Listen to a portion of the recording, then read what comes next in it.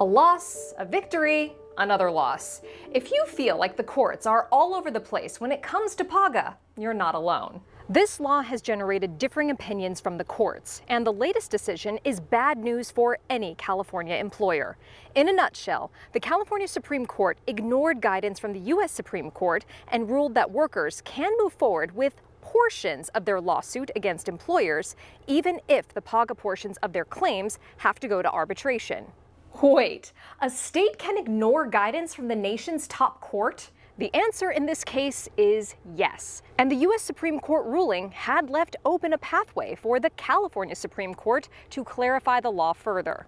The whole situation screams for actual reform of the law, real reform, not just endless back and forth in the courts. PAGA costs employers, including restaurants, billions of dollars a year, and most of that goes to lawyers and to the state.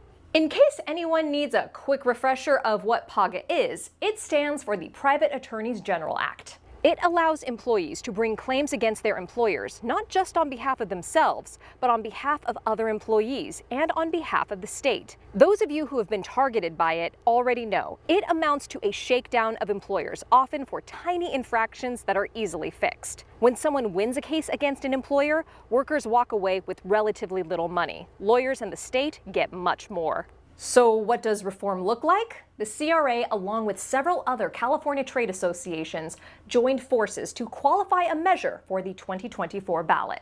It's called the Fair Pay and Employer Accountability Act. It would end this harmful, unfair law for good and replace it with one that does these things: empower the state's labor agency to enforce labor law instead of outsourcing enforcement to trial attorneys. Let employers cure unintentional violations of the labor code. Mandate that 100% of the fines levied go to the employee who was harmed. Establish a unit within the labor agency to provide labor code advice, reducing the confusion around our state's 800-page labor code.